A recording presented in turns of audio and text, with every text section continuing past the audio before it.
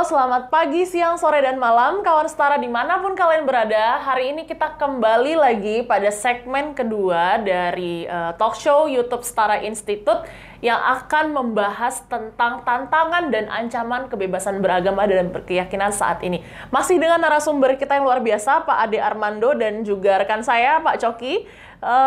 Hari ini, pada sesi ini kita akan lebih membahas kepada bagaimana mungkin ya mengcounter penyebaran ideologi-ideologi yang sifatnya intoleran seperti ini ya, yang mungkin bisa juga mengancam pada akhirnya keutuhan dari NKRI ini sendiri begitu. Nah, Pak Ade mungkin selama ini apa hambatan-hambatan yang dialami gitu ya sebagai akademisi untuk bisa mengcounter narasi-narasi intoleransi itu? Ya, saya harus kembali kepada penjelasan lebih awal bahwa ideologi ini sudah menyebar melalui institusi-institusi strategis. Ya. Nah, karena Anda menanyakan pada saya tentang pengalaman saya sebagai akademisi, saya misalnya akan gambarkan dengan sebuah contoh yang sederhana. Saya akhirnya memang keluar dari UI tahun yang lalu, itu karena saya harus maju, saya memilih maju jadi calon legislatif. Jadi kan nggak boleh masuk ke partai waktu itu. Tapi kan saya mengajar selama dari tahun 91 sampai tahun 2023, artinya berapa? 30 sekian tahun kan? Tanpa ingin terlalu menyombongkan diri, saya ingin katakan bahwa sebagai seorang dosen, sebagai intelektual lah ya, saya tuh mengajar, saya menulis buku, saya hadir di berbagai conference internasional, dalam negeri, saya melakukan penelitian, ya, saya bicara di mana-mana. Tapi saya tidak pernah bisa menjadi profesor, ya. Kenapa?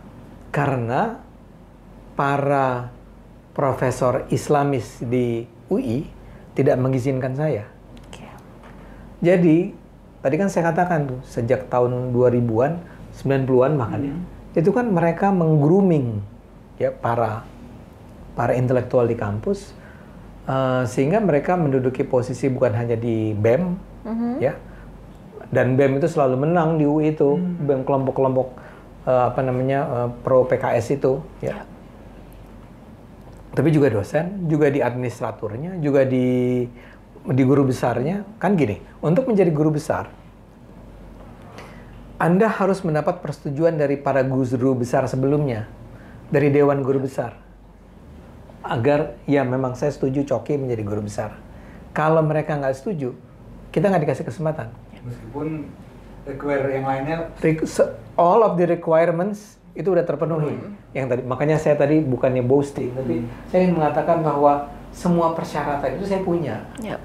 Termasuk yang salah satu paling mengganggu orang kan menulis di jurnal internasional. Saya menulis di jurnal internasional. Jadi lengkap udah. Tapi untuk itu saya harus mendapat dukungan dari para guru besar lainnya. Nah, ketika saya dimajukan, selalu ada alasan untuk menolak. Belum cukup ini. Saya bilang, belum cukupnya di mana? Saya minta agar saya bertemu dengan guru besar yang menilai saya. Komisi di mana yang memutuskan Ade Armando belum layak untuk menjadi guru besar. Karena saya kan bawaannya keras gitu ya, ngotot, akhirnya ketemu. Terus mereka bilang, karena Anda tidak sesuai dengan etika guru besar. Di mana? Salah satu contohnya adalah begini. Anda itu, kata mereka, kenapa Anda menyuarakan dukungan terhadap LGBT? Yang buat saya, it doesn't make sense. Dan orang yang ngomong dengan saya itu adalah profesor dari Fakultas Teknik. Saya bilang, saya ini divisi di ilmu sosial. Di ilmu sosial, LGBT itu adalah orientasi seksual yang diakui sebagai bukan penyimpangan, bukan deviasi. Kita ngomongin tentang LGBT di kelas, dan memang kita mengajarkan dalam perspektif semacam itu. Itu cuma salah satu contoh. Tapi kalau mereka bilang enggak, tetap kan ini kan pakai voting, bayangin, pakai voting. Saya tuh votingnya kira-kira gini. Kalau misalnya komisinya itu 12 orang, yang dukung saya 3. Yang menolak 9. Gimana coba? Bertahun-tahun dong itu. Tapi akhirnya karena ada guru besar yang berpikiran terbuka, yang pluralis dan segala macam, itu bersepakat kita harus golkan Ade Armando. Ya. Mereka berjuang. Bayangin, saya harus berterima kasih. Kalau saya ngomong di sini di depan kamera, saya akan katakan kalau para guru besar yang mensupport saya itu menonton, saya ucapkan terima kasih sebesar-besarnya. Akhirnya gol nih. Yeay gitu. Sudah. Iya. Nah, urutannya tuh gini. Diputuskan oke oleh Dewan Guru Besar, nanti dikirim ke Depdikbud. Depdikbud tinggal mengesahkan. Yeah. Nanti ke presiden. Yeah. Orang-orang di Depdikbud tuh udah bilang, Pak Ade, kita udah lihat semua catatan Pak Ade. Kalau itu nyampe ke kami, jangan khawatir, gak akan lama. Kita akan akan dukung lah. Ternyata tertahan di mana? Di rektor. Rektor nggak kirim. Rektor tidak mau membubuhkan tanda tangan. Dan nggak ada alasan. Tapi itu masalah lebih office politik karena saya pernah mengkritik profesor yang jadi gini, ada seorang wakil rektor yang sangat pluralis. Jadi saya support dia, namanya Profesor Ocha. Profesor Ocha itu tiba-tiba diberhentikan oleh rektor. Saya protes dong. Nggak ada alasan. Alasan itu kayak chemistry kita udah nggak jalan. Jadi rektor bilang chemistry saya dengan sang wakil rektor itu udah nggak ada. Dan diberhentikan. As if dia seorang CEO yang memberhentikan salah seorang direkturnya gitu loh. Yang nggak boleh, menurut di ARTUI nggak begitu. Anyway, ketika itu terjadi, saya bilang, emang sebetulnya saya itu nggak ditakdirkan lah menjadi profesor. Terlalu nggak masuk akal prosesnya, ya.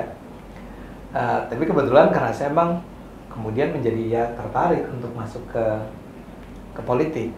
Jadi mungkin emang jalannya Tuhan lah, kira-kira begitu. Tapi poin saya adalah kembali ke Anda. Apa tantangan Anda semua itu?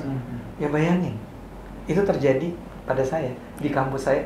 Dan ini bukan universitas kecil nih, Universitas Indonesia. Paling ternama.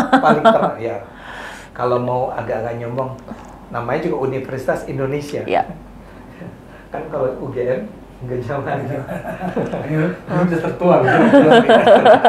Kalau saya kan bisa bilang kita tuh universitas yang pakai nama Indonesia tuh ya kita gitu ya. Tapi itu terjadi, ya. Bayangkan sekarang apakah itu tidak terjadi di tempat lain? Oh, terjadi. Saya ketemu dengan seorang calon profesor dari IPB yang juga. Tapi kalau ini dia betul-betul Kristen. Saya ketawa tuh karena dia datang ke saya karena dia tahu saya mengalami ini dan dia bilang, saya juga punya masalah nih. Saya berusaha bantu dia loh sampai ke IPB-nya. Tapi memang akhirnya dia memutuskan untuk menyerah karena menurut dia ya semua sudah kayak sistemik. Sistemik, penolakannya itu sistemik. Jadi sistem, bukan lagi individu-individu.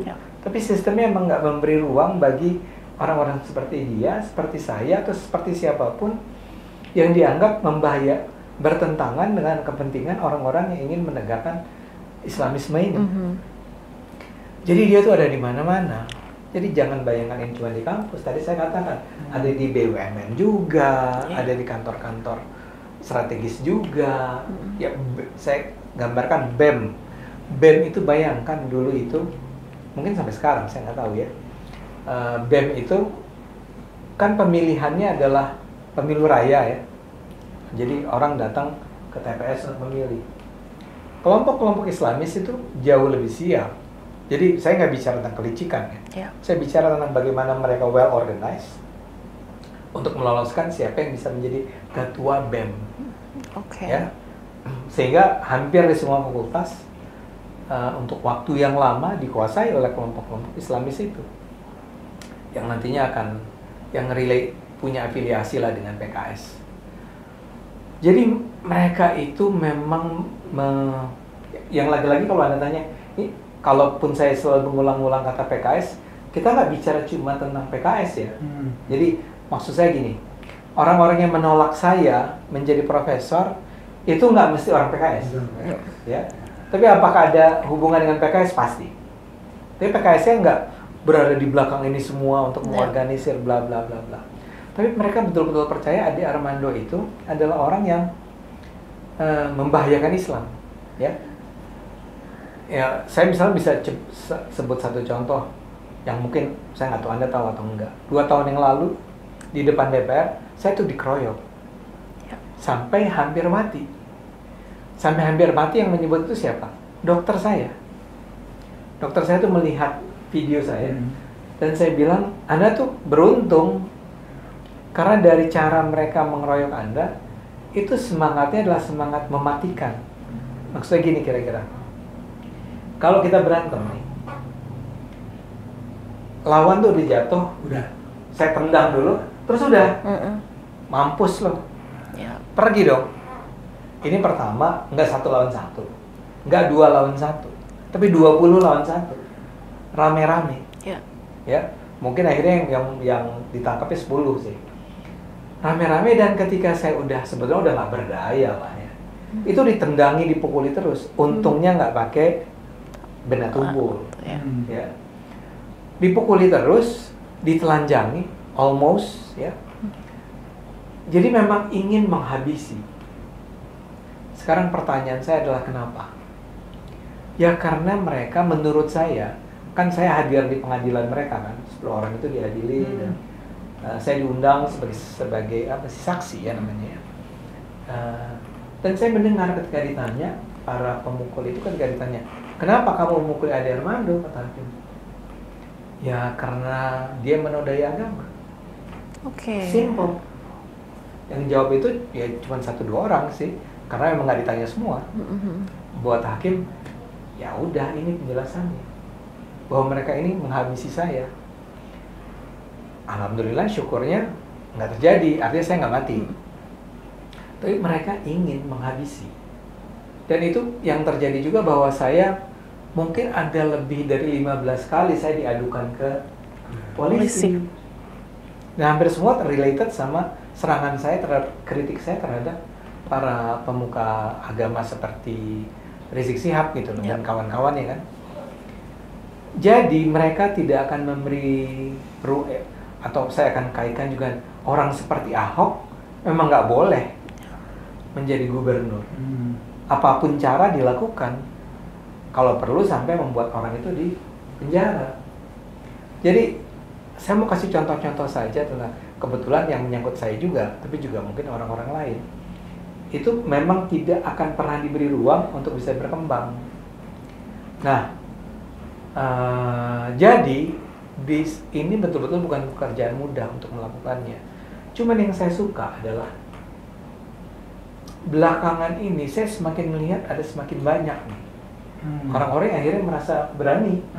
Saya kasih contoh yang tentang mengucapkan selamat Natal. Zaman kita kan dulu nggak ada masalah.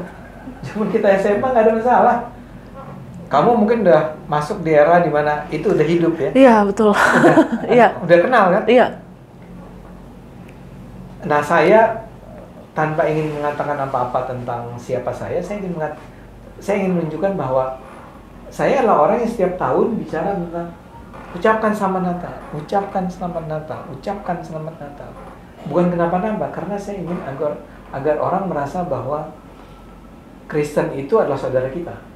Dan mereka sedang berbahagia, marilah kita ucapkan selamat Natal kepada mereka, dan mereka akan mengucapkan selamat Idul Fitri kepada kita, dan seterusnya dan seterusnya.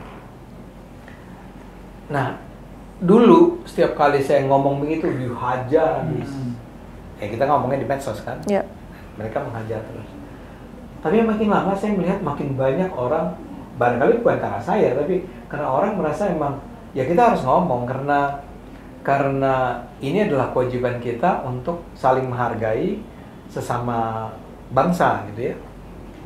Dan sekarang saya merasa bahwa orang sudah tidak lagi merasa ini sebagai sebuah kewajiban yang artinya mengharamkan pengucapan selamat Nah, datang. begini, itu sebabnya Nando. Karena sejak HPI dan HTI dibubarkan, kan orang masa melihat bahwa negara ini adil. Betul. Sejak itu juga kemudian ucapan selamat itu mulai bermunculan. Bisa kita kan keluarga gua kan banyaknya Kristen kan, sering ngobrol. Gua nggak peduli lah kalau orang mau gitu kalau ada nggak mau ngucapin selamat juga nggak apa-apa, gitu loh. Itu prinsip mereka gitu kan. Tapi kemudian mereka juga merasa, wah teman gua tadi dulu yang baik sekarang mulai. Jadi udah sekarang memang udah mulai gitu loh. Jadi udah mulai yang mengucap. Jadi ada dari sudut itulah mungkin setuju. Ada yang mengatakan bahwa itu membaik gitu loh. Ya. Apalagi di medsos memang kan mulai aktif ya. Aktif ya. Kalau di medsos sih cukup baik lah ya. Cukup baik. Pertarungannya itu ya. Jadi ketika ada kasus-kasus intoleran ya muncul langsung yang di pare-pare kan gitu. Iya. Kan muncul. Jadi beruntung kita sekarang punya netizen yang punya kesadaran, bukan cuman ngeyel atau nyinyir apa. Enggak, dia bicara tentang enggak boleh gitu dong. Betul. Sekolah kok dilarang. Bahkan kalau kita lihat ya Pak Coki di komentar-komentar dari postingan-postingan ini, kayak salah satunya yang baru terjadi ini yang di Pare-Pare ini ya, pernyataan untuk mengajak perang. Itu kalau kita lihat komentar itu hampir nggak ada orang-orang yang mau meng-counter lagi dengan narasi intoleran tuh nggak ada gitu. Oh, itu saya rasakan di Cokro TV. Iya.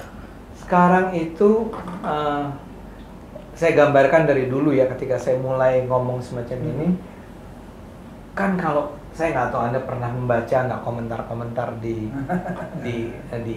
Facebook saya lah, di Facebook dulu. Itu kan dari saya ngomong baru mulai nih, padahal saya bikin tulisan agak beberapa paragraf gitu. Itu baru ngomong 1 menit kemudian udah dasar penjilat atau gitu. Sekarang udah enggak. Ya sebagian bilang buzzernya udah pada mati atau apa, udah nggak dibayar dan seterusnya.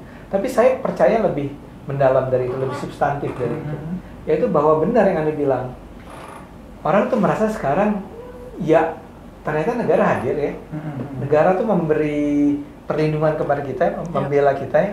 Karena itu ketika si sekolah ini sekolah di Gamaliel ya namanya, itu dilarang. Loh kok gitu? Dia marah. Anda ingat nggak dulu ketika di era-era, ya taruh era yang pemukulan 1 Juni itu, waktu itu belum ada medsos seperti sekarang. Jadi ketika itu pemukulan terjadi, ya udah, waktu itu orang malah mengkerut jadinya kan. Ketika itulah itu yang menyebabkan misalnya jaringan Islam liberal yang dulu sangat di depan untuk membela mundur. Dan para penyandang dana kepada mereka juga memutuskan ya nggak menguntungkan. Ya kan? Waktu itu memang negara dan pemerintah memang kan relatif lebih ambil apa ya, nggak ada suaranya, nggak ada pernyataan tegasnya bahwa itu ditolak gitu. Nah, tapi bahkan setelah itu pun kita masih melihat di berbagai tempat, jangan salah, jangan terlalu gembira dulu nih, karena Gamaliel tetap terjadi. Betul. Memang kita satu sisi melihat bahwa ada perkembangan cukup positif, tapi juga ada yang negatif juga terus. Karena yang tadi itu Cok, yang sudah dibangun selama 20 tahun, itu kan internalisasi di kepala orang. Betul. Makanya kalau tadi temuan setara itu setiap tahun ya tetap aja. Nah, selalu di atas 150 kasus. Kasus intoleransi. Kategori sebagai kasus intoleransi atau pelanggaran kebebasan beragama itu selalu di atas 150 setiap tahunnya deh di seluruh Indonesia.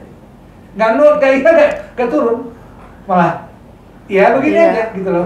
Kan orang menduga waktu itu, wah ini FPI, HTI ini, kemudian Jokowi lebih aktif lagi dengan soal moderasi beragama, teguran di depan waktu ada pertemuan kepala daerah gitu ya. Tapi ya nggak ngefek.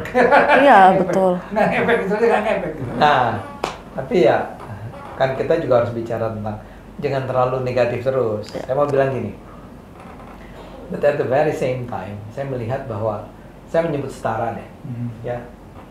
Bukan karena saya lagi ada di setara nih. Tapi bayangin, setara itu tiap tahun mengeluarkan rate peringkat Indeks, tentang kota. Menurut saya itu penting banget dan itu kan bukan pekerjaan main-main. Betul. Dan ada daerah-daerah yang mana sih yang marah Banyak. Selalu ada kan? Selalu ada. Iya. Kenapa sih dibilang bahwa kita tidak toleran? Iya, karena lu nggak toleran. Kayak Depok marah kan? Selalu karena dia langganan. Data ya, sekali lagi kita nggak bisa memungkiri data yang berbicara, fakta yang berbicara. Kan mereka pasti menuduh ya setara nih di belakangnya orang-orang Yahudi, misalnya gitu Iya. kan? Atau Zionisme internasional atau I don't know. Tapi maksud saya adalah setara adalah sebuah contoh, dan kami juga, tentu saja kami di PIS itu merasa bahwa iya saya itu punya organisasi namanya Pergerakan Indonesia untuk Semua, singkatnya PIS ya. Iya. Nah, kita merasa bahwa kita harus bersama-sama dengan teman-teman yang lain.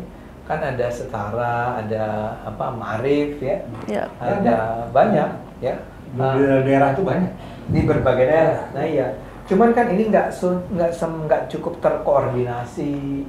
Mungkin kita nggak cukup mendengar apa yang dilakukan di daerah-daerah tersebut ya. Yang menurut saya tadi Anda bilang sementara kita bicara pertarungan alam pikir nih, ya.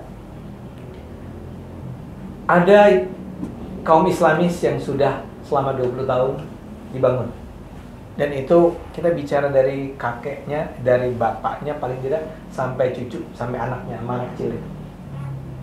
Misalnya saja di sekolah-sekolah Islam terpadu itu, saya sering dengar tuh gimana orang tuh diajarkan sejak kecil untuk membenci Yahudi. Kalau membenci itu Yahudi ya, tapi kalau Kristen berbeda, ya.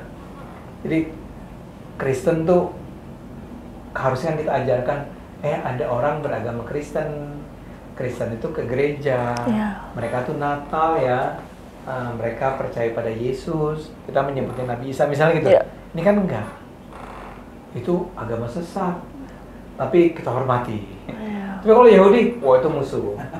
Jadi mereka bisa pulang dari sekolah dan bilang mau akan berperang melawan Yahudi. Apalagi kasus sekarang di Palestina ini. Itu menumbuhkan tuh semangat itu. Nah itu ada terus tuh, ya. Dan sebagian sudah duduk di perguruan tinggi, sebagian sudah menjadi direktur, sebagian menjadi anggota DPR, bla bla bla. Dan ada juga ada di organisasi seperti Muhammadiyah, ada di NU, ada di partai, ada segala macam. Nah sekarang, tapi saya berharap di sisi lain civil society-nya itu juga bergerak. Kita harus sadar, kita nggak bisa mempercayakan ini kepada pemerintah. Karena tadi pemerintahnya biar bagaimanapun harus berpikir tentang apa risiko yang akan mereka ambil seandainya mereka mengambil pilihan untuk betul-betul menghabisi. Makanya mereka nggak cukup serius ketika misalnya, terutama pemerintah daerah ya kan, yang tahu bahwa atau paling tidak punya persepsi bahwa kalau saya sampai tidak mendukung kelompok-kelompok ini, mereka mungkin tidak akan memilih saya, atau tidak akan memilih partai saya. Itu kan ada persoalan di situ. Ada kepentingan politik yang yang sangat. Itulah sebabnya kenapa Setara punya program indeks kota toleran. Latar belakang ini tuh. Karena sejak 2007 sampai 2012 ketika kita ke pertama, kita melihat aktor utamanya adalah pemerintah daerah. Dan di mana pemerintah daerahnya menjadi aktor, di situ kasus-kasus itu semakin akut. Regulasi-regulasinya. Bagaimana caranya, gitu loh. Bagaimana caranya supaya kemudian mereka kita bisa masuk, gitu loh. Jangan kemudian berpikir kita dapatkan kita indeks kota toleran tahun 2016 untuk pertama kalinya. Karena kita pikir ini karena mereka reward bagi mereka adalah ketika mereka berpihak pada yang paling banyak. Bagi mereka adalah kalau mereka berpihak pada kelompok intoleran, kepentingan politik mereka aman. Elektoral mereka akan terpilih lagi. Tapi itu kita coba balik berpikir mereka. Kalau dia sebagai seorang wali kota atau pemimpin daerah tidak mempunyai netral dan kemudian dia dikenal sebagai seorang yang berpihak kepada kelompok minoritas, itu justru menjadi kontributif bagi harusnya salah satu indikator. Apalagi kalau dia kemudian ingin maju lagi. Nah itu yang kita buat. Bagus sekali itu. Nah itu akhirnya memang berhasil.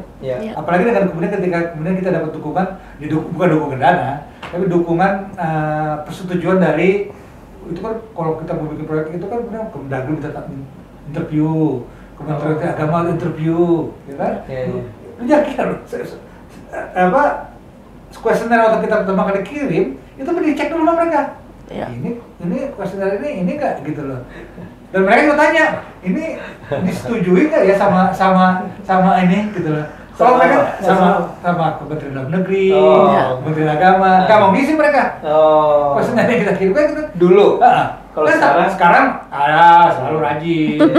Walaupun ada juga yang nggak peduli, tapi kan rajin mereka. Karena mereka pemimpin daerah kan merasa bahwa kalau kita dikenal sebagai kota toleran, ada nilainya. Pengaruhnya besar sekali, terutama sektor bisnis ya. Bagus itu. Jadi itu latar belakangnya ya. Kenapa itu dilakukan tadi ya. Nah itu karena aktor kepala daerah dari 2007. Waktu kita pertama dimulai lakukan monitoring dan riset itu sampai 2015, aktor utamanya selalu daerah, pemerintahan daerah. Betul. Jadi caranya apa nih gitu loh. Betul. Jadi kita harus terus mendorong dan masyarakat juga memilih para pemimpin-pemimpin yang mereka tahu akan membela kepentingan keberagaman kan. Iya. Jadi kerjanya memang sama sekali tidak mudah menurut saya untuk melakukan counter ini. Ini kan harus jadi counterbalance nih. Ya. Nah, tapi biar bagaimanapun setelah mengatakan tidak mudah atau setelah mengatakan civil society itu penting dan penting, sangat penting, tapi menurut saya memang yang harus kita harapkan adalah pemerintah pusat. Betul. Harus itu. Kita harus berusaha untuk meminta terus pemerintah pusat, buka dong hati kalian, ya, do something mengenai ini semua. Nah, ya saya merasa beruntung bahwa kita punya presiden seperti Jokowi, tapi saya masih berharap bahwa mungkin Prabowo nanti ya, mungkin mudah-mudahan kita bisa pengaruhi atau kita bicara dengan dia agar lebih tegas ya. Biar gimana pun kayak tadi kan soal pembangunan rumah ibadah. Pembangunan rumah ibadah itu semestinya tidak diserahkan sepenuhnya ke pemerintah daerah. Itu kan sebetulnya artinya di tangan pemerintah pusat. Ini debatable. Oh, debatable. Dulu aku masih ingat ketika KSP-nya si Teten Mas Duki, dan kita ketemu kan. Teten saya adalah semua izin rumah ibadah itu pusat. Gue gila Teten. Apa? Karena masa bikin masjid di pelosok pak sana gitu di Papua, mesti izin ke pusat. Gimana kayak gitu? Harus ada cara yang lebih mudah lah, yang lebih praktis. Masuk semua dari pusat. Nah sekarang kan kecenderungannya kan juga ada ingin Kementerian Agama terlibat kan dalam pemberian. Ini sekarang si Menak ya. Bukan terlibat, bahkan harusnya hanya dari. Iya, itu juga sebenarnya tapi ada masalah. Ada masalah juga. Ya, tapi artinya saya setuju sih memang pemerintah pusat harus terlibat karena kalau komparasi ya, ini terus terang aja antara pemerintah SBY dengan pemerintah Jokowi kan. Pemerintah SBY kan karena memang konfigurasi politiknya mendapat dukungan dari semua partai Islam. Dulu kan PKB, PPP, PKS semua dukung dia. Karena itu dia sangat memerlukan suara dari kelompok-kelompok Islam. Kedua, MUI. Karena tidak tahu yang fenomenal dari SBY ketika dikatakan bahwa negara pemerintah akan selalu menuruti apa MUI. Itu kecelakaan besar. Dan jejak kita nggak bisa bohong deh. Nanti saya cari lagi, ntar saya angkat nih. Jadi SBY ngomong apapun itu sumber masalah. Dari situlah kemudian. Nah, karena Anda menyebut satu lagi MUI, saya setuju. Jadi setelah mengatakan civil society harus aktif nih. Saya terima kasih sama Setara nih dan sama teman-teman civil society yang lain dan bahkan individual netizen yang harus rajin lah ngirim materi. Kami itu di PIS lumayan lah sering mendapat kiriman, bang di ini kejadian gitu kan. Ya kayak tadi itu tiba-tiba kita dapat video yang orang marah-marah itu. Kemudian tentu saja pemerintah pusat dan pemerintah daerah. Cuman pemerintah daerah memang susah untuk karena jumlahnya begitu banyak. Kalau pemerintah pusatnya tidak firm, tidak tegas dan mengatakan kepada pemerintah daerah, kalau rumah ibadah better be sure bahwa semua orang punya hak untuk beribadah dan semua orang yang beribadah punya hak untuk punya rumah ibadah, misalnya gitu. Itu yang sesederhana itu. Tapi satu lagi, kalau ngomong tentang Islam, memang harus disebut Majelis Ulama Indonesia. Majelis Ulama Indonesia itu tidak menjalankan perannya bagi ulama. dia seperti membiarkan terjadinya penindasan-penindasan. Tidak, saya nggak tahu, mungkin saya salah, mungkin Setara punya data lebih akurat. Tidak pernah sekalipun ketika ada pelarangan gereja, MUI-nya bicara. Bersuara, betul. Betul kan? Ya. Ya. Nggak pernah sekalipun dia ngomong bahwa wahai umat Islam, izinkanlah orang bangun rumah ibadah. Tolong FKUB turun tangan, permudah itu bangun rumah ibadah. Ngapain orang Islam takut sama bangunan gereja? Dan nggak ada ajaran dalam Islam yang mengatakan hambatlah pembangunan rumah ibadah. Nggak ada ceritanya itu. Jadi nggak ada sama sekali alasan untuk bersikap curiga, takut, dan seterusnya. Orang Islam tuh jangan cuma seenaknya aja bilang bahwa kita adalah agama yang bawa perdamaian atau kita adalah agama yang bawa rahmat buat sekalian alam. Tapi kemudian kalian melarang orang beribadah di gereja atau beribadah di vihara atau beribadah di mana tempat lain. Nggak bisa dong. Itu majelis ulama menurut saya jadinya seperti sebuah lembaga yang tidak berfungsi. Masa ngurusinnya cuma soal sertifikat halal atau kapan Idul Fitri udah kelihatan hilal dan segala macam. Nggak bisa gitu dong. Urus dong tentang persoalan-persoalan yang lebih menyangkut nasib bangsa ini. Harus bicara.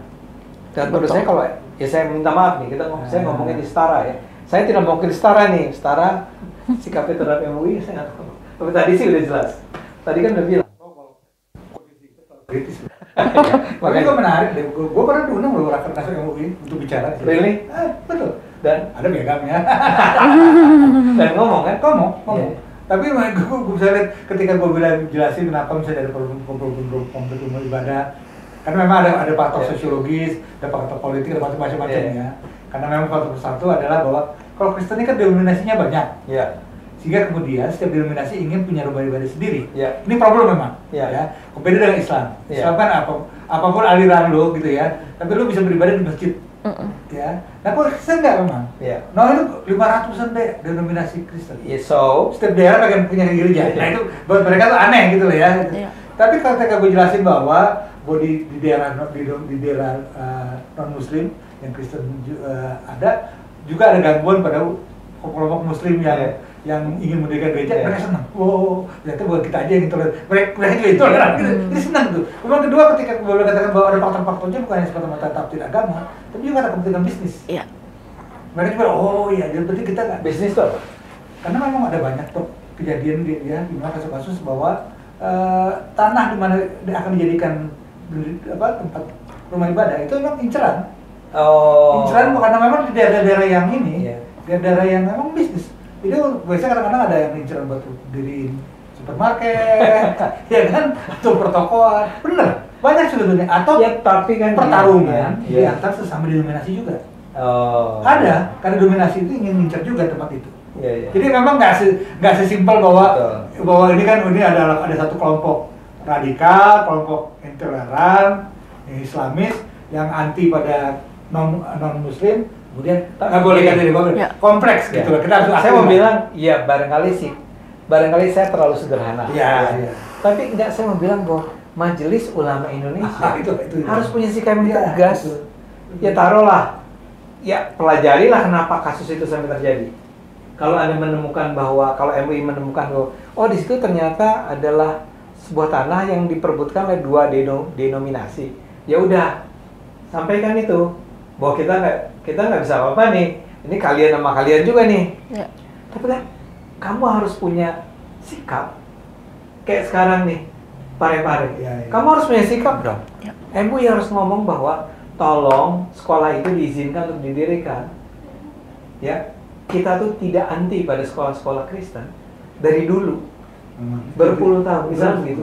Itu benar. Jadi, dan menurut saya orang Islam itu terlalu takut bahwa nanti dia dimusuhi oleh MUI kali ya. Sekarang ini, karena kan ada rencana pemerintah untuk mengganti peraturan bersama dua menteri tentang pendirian rumah ibadah dan peran kepala daerah kan. Ini kan sedang digodok di Perpres supaya kekuatannya lebih kuat gitu ya, daripada hanya sekedar peraturan kedua menteri.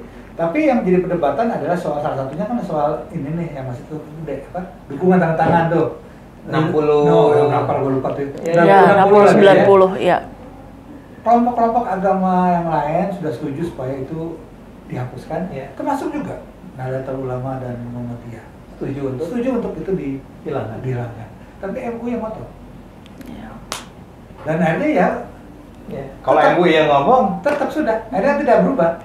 Persyaratan itu tetap ada. Nanti kalau nanti perpres itu muncul, nanti itu tetap akan ada. Padahal itu dulu terbilang itu persoalannya. Gitu loh, gimana mau dapatkan tanda tangan dari masyarakat sekitar ke masyarakat sekitarnya, ya udah punya prejudice, ya kan? Kadang-kadang kan sudah menyatakan setuju tapi didatangi. Jadi pada akhirnya memang yang menentukan, ya ini miris ya, yang menentukan nasibnya teman-teman minoritas adalah kaum mayoritas. Jadi seperti dikembalikan lagi kepada mereka, begitu. Dan kalau saja mayoritasnya itu cukup terbuka, cukup toleran sih nggak apa-apa. Ini kan kayak tadi di MUI itu, atau contoh paling bagus FKUB dulu itu kan. FKUB itu sebenarnya namanya kerukunan umat beragama. Tapi apa iya dia menjaga kerukunan umat beragama? Kan salah satu masalahnya adalah anggotanya aja timpang. Ya kan, proporsional sesuai dengan penduduk di daerah tersebut kan. Ya akhirnya ada 8 Islam, 1 Kristen, 1 Buddha misalnya. Lalu 8 ini juga 6 diantaranya adalah yang berpikiran sempit gitu ya. Nah tapi jadi MUI ada masalah. Tapi satu hal yang saya juga harus sebut, media massa. Media massa itu kok di Indonesia kayak nggak pernah menganggap penting tuh. Ada pelarangan gereja, ada pelarangan pare-pare. Iya. Ada beritanya, ting muncul gitu, setengah menit, 1 menit. Enggak dong, ini harus menjadi sebuah isu yang serius. Dimana kalau perlu orang tuh diundang, duduk sama-sama, debat nggak usah debat lah, diskusi lah. Kenapa ini terjadi? Karena ini banyak terjadi. Koran juga, ya kalau koran udah lah ya, kan memang koran sekarang sudah semakin tidak populer. Tapi media massa harus secara sungguh-sungguh mensupport keberagaman. Harus mensupport, ya misalnya, ya kalau Setara sampai mengeluarkan ranking itu, ya angkat itu sebagai sebuah topik yang serius, dibikin reportasenya, jangan Setara sendiri harus bikin reportase kan. Mereka kan punya segala macam. Kalau kita selalu dapat liputan yang cukup lah ya. Tapi apakah kemudian itu punya apa istilahnya efek? Nggak, Anda jangan cuma bahagia bahwa Anda tuh ditayangkan di berita. Kan harus lebih dari berita. Betul. Harus ada reportase. Kalau perlu ada reportase yang mendalam. Nah itu mungkin media massa Indonesia kurang deh. Kurang. Kalau luar kadang-kadang kan. Oh iya. Misalnya kalau saya lihat Setara tuh lebih banyak dibahas oleh BBC, CNA, itu VOA dan segala macam. Selalu ada. Media kita enggak. Karena yang namanya reportase mendalam itu memang enggak pernah. Kok berita ini tadi benar, banyak berita bahwa ini Setara meluncurkan ini udah gitu ya. Si ini nomor 1, si ini paling bawah gitu. Tapi misalnya kemudian kita kan ingin supaya mereka bisa, kenapa Singkawang? Apa yang terjadi di Singkawang? Kenapa kemudian jadi bisa ini? Kan cuma ada lah. Compare dengan misalnya kota lain yang dapat skor buruk. Kenapa nih? Karena ada lah. Mestinya ya sebagai seorang media atau jurnalis yang punya ini kan bisa tertarik. Itu sih bukan aku setuju dengan. Dan media massa kan punya koresponden di mana-mana. Kalau kayak kami misalnya, gimana ngirim ke Singkawang kan? Betul. Kan susah. Jadi gitu. Ya, baik. Mungkin terakhir ya untuk mau wrap up apa yang sudah kita diskusikan hari ini nih, Pak Ade ya. Mungkin kalau tadi kita bicara soal ideologi, gagasan, penyebarannya. Nah ini kan kalau kita lihat seiring majunya perkembangan sosial media ya saat ini bisa diakses oleh semua kalangan generasi gitu. Nah, kita juga melihat kayaknya akan sangat mudah bagi generasi muda terutama untuk terpapar ideologi-ideologi radikalisme ini ya, intoleransi. Nah, mungkin pesannya kepada para generasi muda agar lebih kritis. Sedikit nih, ente kan istilahnya bagian pendukung pemerintah yang terpilih nih kan. Nah, apa harapannya? Apakah pemerintahan yang baru nantinya akan melanjutkan? Maksudnya keberlanjutan. Karena memang pada pemerintah Jokowi sudah memberikan lebih baik lah membuka jalan daripada pemerintahan sebelumnya kan. Apakah ini akan melanjutkan gitu atau kemudian ya dianggap itu bukan isu yang terlalu strategis? Oh, sangat isu dong, sangat strategis, sangat penting. Ya saya sih berharap gini. Ya pertama tentang generasi muda ya, menurut saya ya gunakanlah si medsos ini. Lakukan sesuatu melalui medsos dan sudah banyak kok yang melakukannya. Banyak anak muda yang muncul dan secara baik, secara kritis mengutarakan pandangan dia tentang ya taruhlah tadi pare-pare dan macam-macam. Maksud saya gini, ya gunakanlah medsos. TikTok itu bukan lagi sekedar sebagai lucu-lucuan gitu, tapi sesuatu yang serius. Walaupun belakangan ini TikTok agak cerewet. Jadi kalau kita angkat isunya yang tentang radikal gitu, langsung di ban. Kita bisa di ban gitu. Ya, emang TikTok nih cari duit banget. Jadi TikTok tolong deh. Jadi jangan terlalu hanya mikirin jumlah viewers pundi-pundi. Lakukan sesuatu yang penting buat bangsa Indonesia. Betul. Kita udah banyak loh sumbangannya buat TikTok kan? Iya. Kan penontonnya salah satu negara dengan pengguna TikTok terbesar. Iya. Ya masa kita ngangkat ini sebagai untuk melawan gerakan-gerakan radikal? Malah TikTok udah punya guideline tuh deh. Kok Facebook saya ingat aku kan jelas, paling jelas tuh Facebook tuh kan ya. Gini, ya. Si Facebook, si Instagram, YouTube kan selalu ada yang namanya community guidelines. Community guideline. Dan mereka cukup luas, tidak pasalnya itu pasal yang saya mau katakan mereka cukup fleksibel, mereka cukup terbuka untuk menerima perdebatan gitu ya. Kalau TikTok tuh enggak, full bisnis. Ya akhirnya saya simbolkan karena lu takut kehilangan bisnis. Jadi kalau kita mulai berantem nih, misalnya nyerang taruhlah pare-pare sih enggak masih diizinkan, tapi kalau kita menyerang Rizik Syihab gitu ya, itu bisa di ban sama dia. Jadi saya merasa bahwa TikTok bantu dong kita nih gerakan-gerakan civil society di Indonesia agar kita bisa betul-betul melawan kelompok-kelompok Islamis ini. Iya. Jadi ya manfaatkan, tapi menurut saya itu pertama. Kedua tadi pemerintah Prabowo. Saya terus terang tidak terlalu dekat sebetulnya dengan pemerintahan Prabowo. Saya di PSI aja sebetulnya di pinggiran. Ya. Nah, tapi saya berharap gini, Prabowo supposed to be sebagai seorang pluralis, seharusnya, ya, mengingat siapa dia, keluarganya seperti apa, pengalaman hidup dia, dan saya rasa dia tuh kecewa dengan kelompok-kelompok Islam yang semula dulu pernah mendukung dia. Saya rasa dia terbuka matanya sudah tentang kenapa berbahaya kelompok-kelompok ini. Nah, tapi kan at the end dia berada dalam lingkungan di mana politisi-politisi yang berada di lingkungannya itu mungkin punya argumen seperti Pak SBY tadi. Pak Prabowo jangan terlalu konfrontatif nih menghadapi kelompok-kelompok ini. Karena mereka punya nilai dalam mencari dukungan suara. Tapi kan sekarang Prabowo udah menang, ya. Prabowo udah menang. Kan kamu juga tidak merasa Pak Prabowo tidak perlu merasa harus terus menyenangkan hati banyak orang gitu. Lakukanlah sesuatu yang Anda anggap benar. Termasuk dalam hal ini adalah dalam hal membela keberagaman, dalam membela bangsa Indonesia. Saya selalu ingat sama orang yang namanya Benedict Anderson yang mengatakan bahwa Indonesia itu adalah sebuah imagined community, community yang diimajinasikan. Saya tuh dengan Anda nggak punya hubungan darah sama sekali, tapi saya akan menganggap Anda adalah bangsa Indonesia dan Anda adalah saudara saya.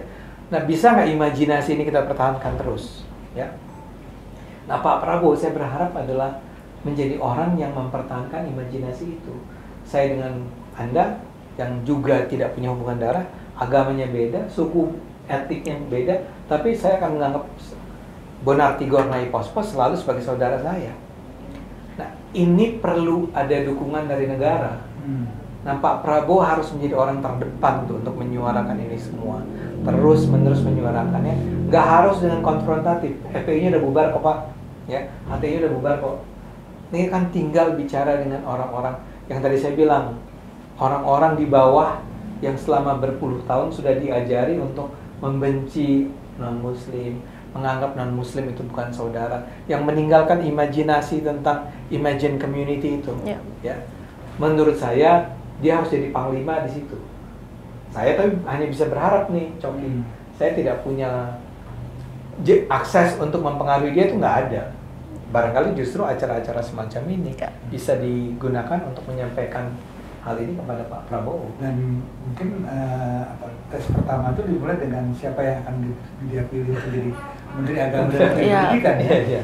Menteri Agama, Menteri Pendidikan, Menteri Dalam Negeri kan. Dalam Negeri ya, karena tiga itu menjadi sangat instrumental. Iya, betul Kalau dipilih orang-orang yang punya pandangannya ya udah terlalu memperkalkulasi politik, ya susah. Betul, setuju. Jadi Pak Prabowo mudah-mudahan dengar nih. Iya, baiklah teman-teman Setara, itulah tadi ya pembicaraan diskusi-diskusi terkait bagaimana kemudian pemerintah ya Presiden sebagai pemimpin negara ya Pak Ade harus bisa juga menjadi panglima untuk mengcounter penyebaran ideologi-ideologi intoleran tersebut gitu. Nah, kawan-kawan Setara, perbincangan ini akhirnya menutup sesi kita pada hari ini ya. Kami ingin mengucapkan terima kasih kepada Pak Ade yang sudah bersedia untuk hadir, memberikan waktunya untuk berdiskusi yang luar biasa ini ya, sesi kita pada pagi hari ini.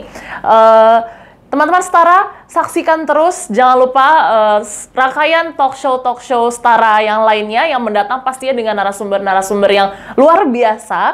Oleh karena itu, saya Kirtan dan rekan saya Pak Coki, kami hari ini pamit undur diri. Jangan lupa like, share, dan subscribe YouTube channel Setara Institute. Sampai jumpa. Bye-bye.